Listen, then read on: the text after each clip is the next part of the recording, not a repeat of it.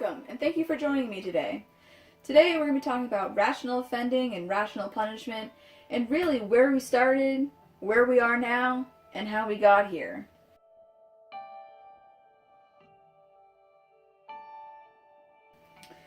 So the history of criminology really began with Caesar Beccaria and his philosophy about crime's causes and possible solutions.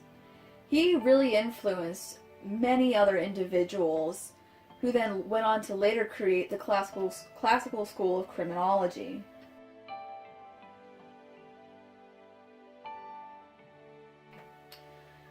So in the 18th century, torture and capital punishment really were the main forms of punishment for different crimes. The crime codes and how they were applied were really up to a judge's discretion.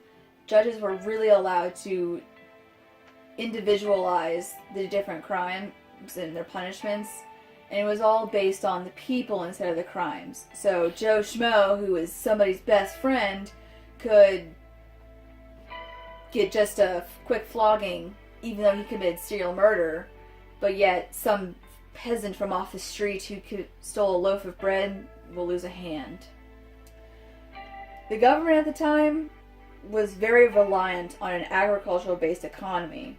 But during the 18th century, the industrial age got a nice kickstart, which really created the middle class. For the first time in history, this was a group of people who were able to work their butts off and create their wealth. They were then able to climb up the socioeconomic level through hard work, and were able to then compete with the higher-ups in the aristocracy.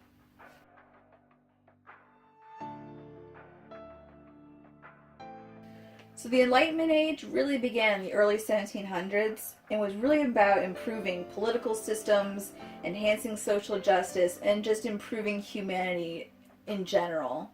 But because of these goals, the criminal justice system was a huge target. The criminal justice system, giant neon target on its back because of how poor it was. A lot of people at the time felt that the church was too politically potent, and that the connection between religion and law really threatened the freedom, reason, and prosperity of the people and even the criminals at the time.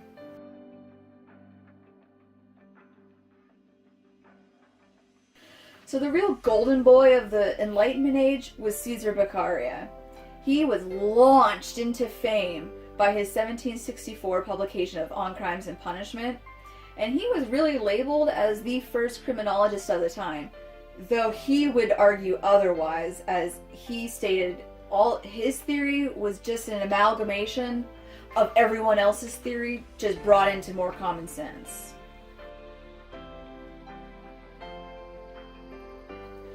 So his mission was, he really wanted to rationalize the criminal justice system. He was critical of religion meddling in an unquestionably secular sphere of society, and he rejected the church as a political institution and argued that religion really has no reason to be meddling in the criminal justice system. They had no reason to be determining the fates of criminals at all. His theory was mainly the philosophical theory of contractualism, which states that the people are willing to give up a little bit of their freedoms to the government so that in return the government owes them some safety so that they can live safe and happy lives. Now, the purpose of creating these theories and hypotheticals and hypothesizing as to the causes of crime is Caesar really wanted to find ways to exact criminal penalties in a way that benefited society. He was really into the whole utilitarian kind of aspect about crime and different things. He wanted the penalties to be based on the person's crime instead of the actual person, which really began with the deterrence theory, which presumed that people are rational beings and they have free will and choose to compare the different costs and benefits of a certain action.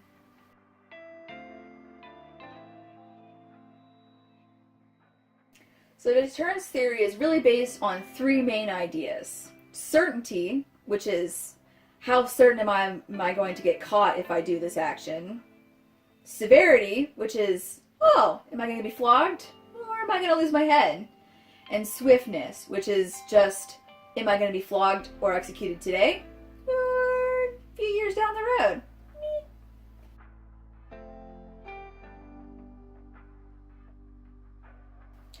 Now, moving into modern times, we actually have pretty similar theories as what Cesar Beccaria started out as. We have social contract theory, rational choice theory, and deterrence theory.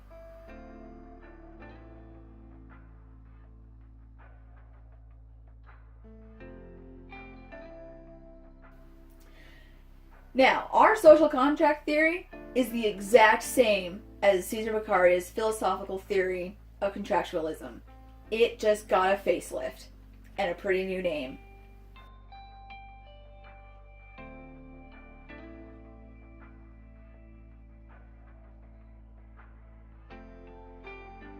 Now, rational choice theory really talks about people being rational human beings with free will, and they do a cost-benefit analysis to determine their course of action.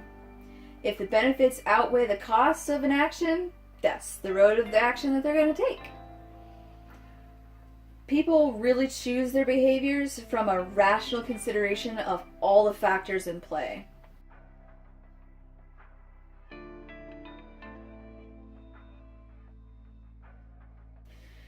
Deterrence theory really now is a sub-theory of rational choice theory, and it's a theory of choice, and the real goal of deterrence theory is to try to get people to think that the benefits of a crime really don't outweigh the costs. Like, the costs are going to outweigh the benefits by a lot.